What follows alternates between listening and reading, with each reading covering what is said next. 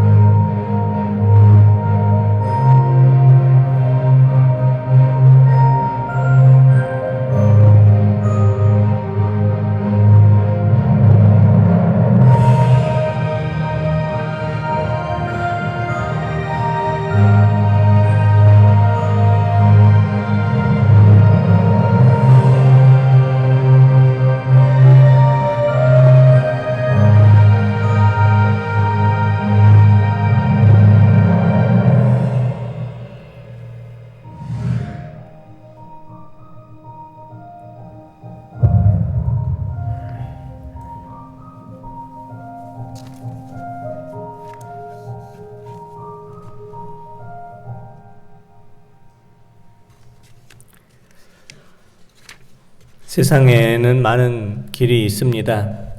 많은 사람들이 간다고 해서 그 길이 올바른 길은 아닙니다. 많은 사람들이 가는 길을 무작정 따라갈 때 우리는 막다른 인생의 길을 마주할 때가 있습니다. 많은 세상 사람들이 가는 길이 아니라 부활하신 주님께서 우리에게 보여주신 길이 참 생명의 길입니다. 길이요 진리요 생명 되신 주님을 따라서 부활의 길, 영생의 길, 참 생명의 길을 향해 나아가시는 우리 모든 성도님들 되시기를 원합니다. 사우디아라비아 메디나에 가면 이슬람교의 창시자 마호멧의 거대한 무덤이 있다고 합니다. 불교와 유교에서도 석가모니와 공자의 무덤을 크게 만들어 놓고 종교 창시자의 큰 무덤을 자랑합니다. 하지만 기독교는 예수님의 큰 무덤을 자랑하지 않습니다. 예수님의 빈 무덤을 자랑합니다. 예수님께서는 죽으셔서 무덤에 머물러 계시지 않으시고 부활하셨기 때문입니다. 종교 창시자의 시신이 안치되어 있는 큰 무덤과 부활하신 주님의 빈 무덤, 이것이 다른 종교와 기독교와의 가장 큰 차이점입니다. 하지만 예수님께서 부활하신 이 사건은 너무나 놀라운 일이어서 많은 사람들이 예수님의 부활을 믿지를 못합니다. 심지어 2000년 전 부활하신 예수님을 직접 만나고 부활하신 주님께서 곁에 계시고 부활하신 주님을 뵙지만 믿지 못한 사람들도 있었습니다. 마태복음 28장 16절에서 17절 말씀 한번 보겠습니다. 11제자가 갈릴리에 가서 예수께서 지시하신 산에 이르러 예수를 배웁고 경배하나 아직도 의심하는 사람들이 있더라. 아멘. 2000년 전 예수님께 부활하실 때 부활하신 주님을 직접 뵙고 경배하면서도 예수님께서 지금 부활하신 것이 맞나? 꿈인가 생신가? 이렇게 생각하며 부활하신 예수님이 곁에 계신데도 부활을 의심하는 자들이 있었다라고 말합니다. 그만큼 부활을 믿는 것 쉽지 않고 2000년이 지난 예수님의 부활이 지난 2000년이 지난 지금 우리가 예수님의 부활을 전하는 것도 역시 쉽지 않은 일입니다. 예수님의 부활을 믿지 못하는 사람들 향해서 확실한 믿음의 증거를 우리가 보여주길 원합니다. 우리는 어떻게 부활하신 주님에 대한 부활의 증거를 증언할 수 있습니까? 첫째는 예수님에 대한 부활의 증거로서 역사책에 기록된 부활의 증거들이 우리에게 남아져 있습니다. 서기 93년 역사가 요세푸스가 기록한 유대 고대사를 보면 예수님의 부활에 대한 기록이 역사책에 이렇게 기록이 되어 있습니다. 제가 역사가 요세푸스의 유대 고대사 중 일부를 한번 읽어보도록 하겠습니다. 이 즈음에 굳이 그를 사람으로 부른다면 예수라고 하는 현자 한 사람이 살았다. 그는 놀라운 일을 행하였으며 그의 진리를 기쁘게 받아들인 사람들의 선생이 되었다. 그는 많은 유대인과 헬라인들 사이에 명성이 높았다.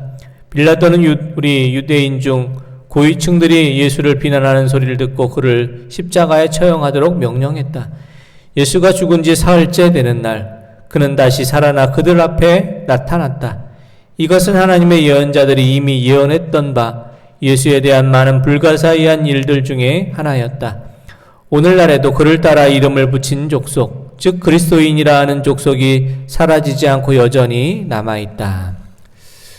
요세푸스는 예수님을 구세주로 믿지 않았던 그런 유대인이었습니다. 하지만 서기 93년 예수님의 행적과 부활을 전하면서 빌라도에 의해 처형되었던 예수님께서 사흘 만에 살아나셨고 서기 93년 현재 아직도 부활하신 예수님을 따르는 많은 그리스도인들이 남아있다. 이렇게 유대 고대사에 기록하고 있습니다. 이렇게 우리는 예수님을 믿지 않는 이들을 향해서 일반 역사책에 기록된 예수님의 부활에 대한 기록을 통해서 부활하신 예수님을 전할 수가 있습니다. 두 번째, 예수님의 부활에 대한 증거로 위경에 기록된 예수님의 부활을 전할 수가 있습니다.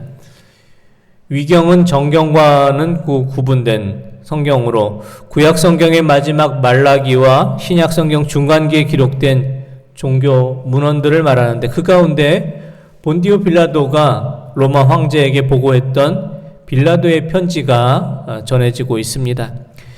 빌라도의 편지는 1962년 지중해 연안 사마리아 지역의 오래된 고대 도시 가이사랴에서 발굴이 되었고 현재 우리 성지순례 팀들이 지난번에 방문했던 그 터키의 이스탄불에 있는 성소피아 성당에 그 보관이 되어 있습니다.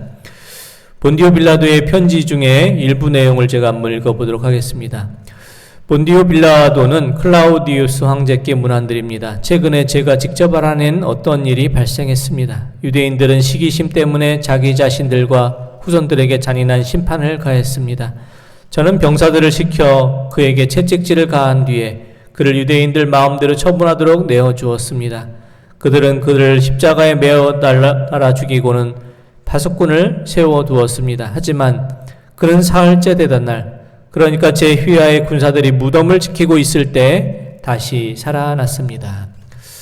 본디오 빌라도는 황제에게 편지를 보내면서 자신이 십자가에 못 박아 죽였던 그 예수가 사흘 만에 부활했다라는 그 기록에 대한 내용을 로마 황제에게 보고를 하고 있습니다.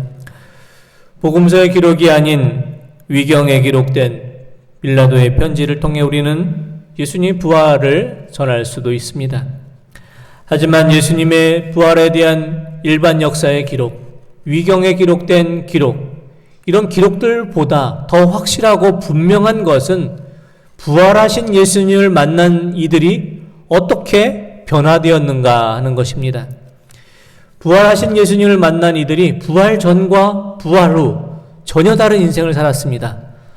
부활하신 예수님을 만나 변화된 첫 번째 사람은 예수님의 육신의 형제들입니다.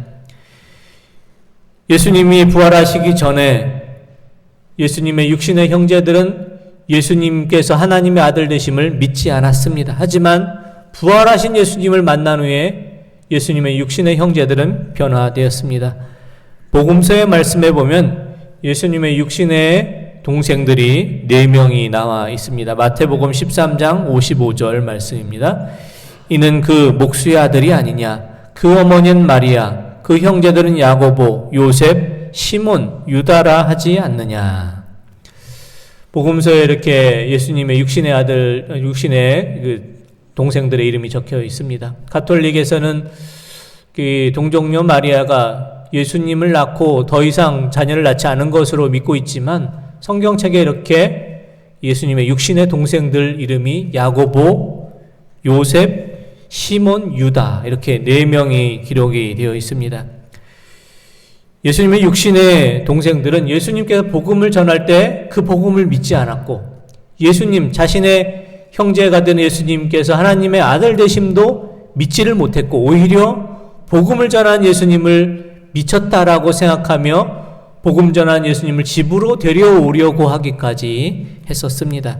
마가복음 3장 21절 또 31절 32절 말씀 한번 보겠습니다.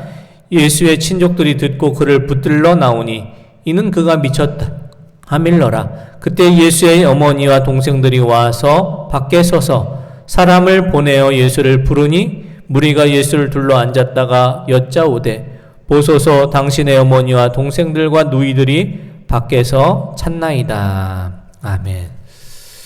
예수님 어머니 마리아와 동생들, 남자 동생들과 누이 동생들까지 예수님을 찾아서 집으로 데려가기 위해서 이렇게 찾아왔습니다. 부활하신 예수님을 만나기 전에 그들은 예수님께서 하나님의 아들이심을 믿지를 못하고 있었습니다. 하지만 부활하신 예수님을 만난 후에 그들은 예수님께서 하나님의 아들이 되심을 믿었고 그 복음의 말씀을 받아들이고 변화됐습니다. 사도행전 15장의 말씀에 보면은 예수님의 육신의 동생 가운데 야고보라는 동생이 예루살렘 초대교회의 지도자가 돼서 활동했던 것이 사도행전 15장에 기록이 되어 있습니다. 예수님의 육신의 동생 가운데 유다는 요한계시록의 앞에 기록된 유다서의 이 저자가 되어서 부활하신 예수님을 직접 글로 남겨서 성경책에 기록한 복음 전도자가 되었습니다. 예수님의 부활하심을 경험하고 예수님의 육신의 동생들이 예수님의 부활을 증언하는 부활의 증인들이 된 것입니다. 부활하신 예수님을 만나고 변화된 두 번째 사람들은 예수님의 제자들입니다. 예수님의 제자들은 부활하신 예수님을 만나기 전까지는 겁쟁이들이었습니다. 예수님께서 십자가에 달려 돌아가실 때 그 자리를 지켰던 것은 여자 제자들 몇 분이었고 또 남자 제자 중엔 요한뿐이었고 다 도망치고 없었습니다. 부활하신 예수님을 만나기 전에 그 제자들의 모습을 성경은 이렇게 기록합니다. 요한복음 20장 19절 말씀 보겠습니다. 이날 곧 안식구 첫날 저녁 때 제자들이 유대인들을 두려워하여 모인 곳에 문들을 닫았더니. 아멘. 부활하신 예수님을 만나기 전 제자들은 겁이 많았던 사람들이었고 유대인들을 두려워해서 문을 닫아놓고 숨어있는 형편에 있었습니다. 하지만 부활하신 예수님을 만난 이후 예수님의 제자들은 이렇게 변화되었습니다. 사도행전 4장 18절에서 20절 말씀 보겠습니다. 그들을 불러 경고하여 도무지 예수님의 이름으로 말하지도 말고 가르치지도 말라 하니 베드로와 요한이 대답하여 이르되 하나님 앞에서 너희의 말을 듣는 것이 하나님의 말씀을 듣는 것보다 옳은가 판단하라. 우리는 보고 들은 것을 말하지 아니할 수 없다 하니. 아멘. 예수님을 십자가에 못 박았던 대제사장과 사내들인 회원들이 너희는 예수님이 부활했다는 이 사실을 예수님의 이름으로 말하지도 말고 가르치지도 전하지 말라. 도무지 전하지 말라. 이렇게 말했습니다. 경고했습니다.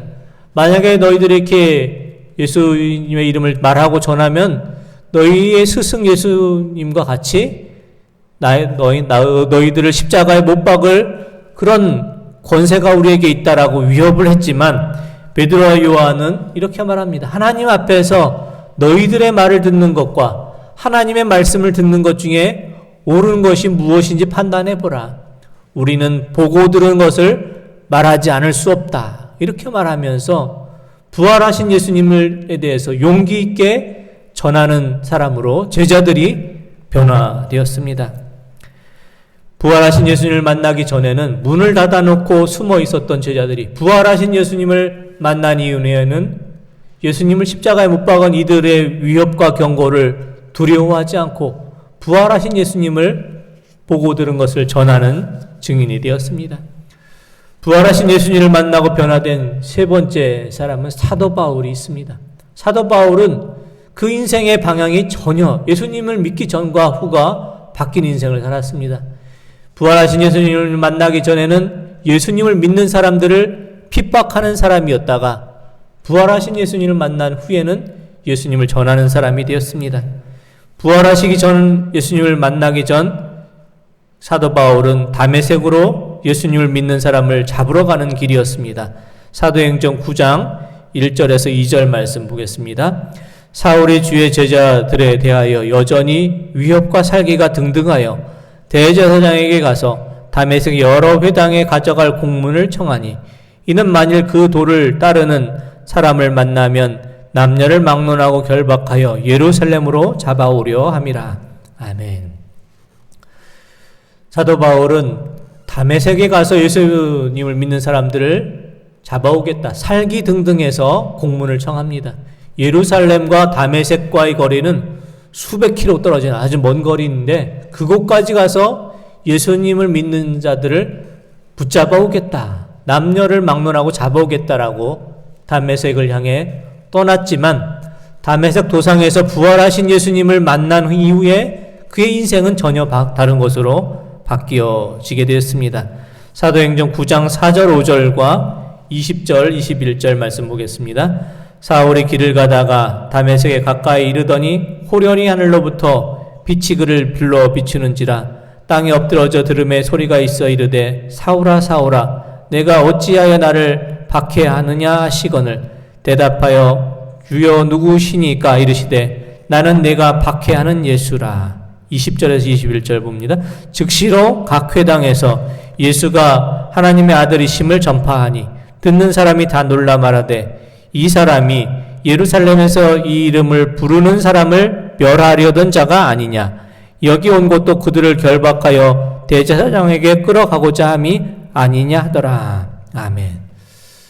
부활하신 예수님을 만난 후에 사도 바울의 인생이 전혀 다른 인생이 바뀌었습니다. 이름도 사울에서 바울로 바뀌었고 예수님을 믿는 사람을 핍박하는 사람이에서 목숨을 바쳐서 예수님을 전하는 사람으로 전혀 다른 사람으로 바뀌었습니다. 그래서 소아시아와 유럽의 복음을 전하며 땅끝까지 복음을 전하는 부활의 증인이 되는 삶으로 바뀌었습니다. 부활하신 예수님을 만난 예수님의 형제들, 예수님의 제자들, 사도 바울의 삶의 모습이 변화되었고 부활의 증인이 되었습니다. 부활의 예수님을 만난 후에 삶의 모습과 인생의 목적이 바뀐 것입니다. 부활하신 예수님을 만나서 변화되고 고난과 핍박과 순교를 두려워하지 않고 예수님을 전한 부활의 증인들이 있었기에 그 복음이 오늘 우리에게 전해져 왔습니다.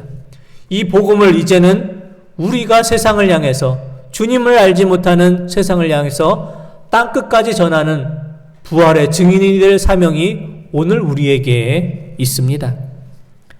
새봄이 되면 한 알이 씨앗이 땅에 떨어져서 죽음으로 그 씨앗을 통해서 많은 생명이 열매가 맺혀지는 것처럼 부활의 주님을 만남을 통해서 이전의 나는 이제는 죽고 부활의 주님을 만남으로 우리는 새로운 인생으로 전혀 다른 인생으로 살게 되는 것입니다. 부활의 주님을 만남을 통해 우리가 살아가는 모습이 바뀌고 인생의 목적과 태도가 변화되기를 원합니다. 부활 이전의 주님을 만난 것과 부활 이후에 주님을 만난 사람들의 그 모습이 바뀌어졌던 것처럼 이제 우리가 부활의 주님을 만나고 부활의 주님을 통해서 우리의 삶의 모습들이 변화되기를 원합니다. 이제는 더 이상 세상의 것에 얽매이는 인생으로 살아가는 것이 아니라 이제는 더 이상 세상에 가치 없는 일들에 시간을 낭비하는 인생이 아니라 참으로 가치 있고 참으로 소중한 인생의 모습으로 우리의 인생이 거듭난 인생으로 살아갈 수 있기를 원합니다. 세상 많은 사람들이 살아가는 모습으로 무작정 살아가는 것이 아니라 세상 많은 사람들이 향해 가는 그 길을 무작정 따르는 것이 아니라 길이요 진리요 생명으로 우리에게 오신 주님께서 보여주신 영생의 길, 부활의 길, 생명의 길로 나아가실 수 있기를 원합니다. 부활의 주님을 만나고 전혀 다른 인생의 모습으로 살았던 많은 부활의 증인들처럼 부활의 주님을 만나시고 부활의 주님을 통해서 변화된 인생을 살아가며 땅끝까지 부활의 증인된 삶으로 살아가실 수 있는 우리 모든 성도님들 다 되시기를 원합니다. 기도드리겠습니다. 하나님 아버지, 부활하신 주님을 만난 이후에 삶의 모습이 바뀌고 인생의 목적이 바뀐 제자들처럼 부활의 증인들처럼 저희도 부활의 주님을 통해 변화된 인생으로 살아가기를 원합니다. 부활주의를 맞이해서 다시 한번 부활하신 주님을 만나게 하시고 부활하신 주님을 통해 저희의 인생의 목적과 태도와 방향이 바뀌게 하여 주시며 땅끝까지 이르러 부활하신 주님을 세상을 향해 증거해 보일 수 있는 부활의 증인된 삶으로 살게 하여 주옵소서.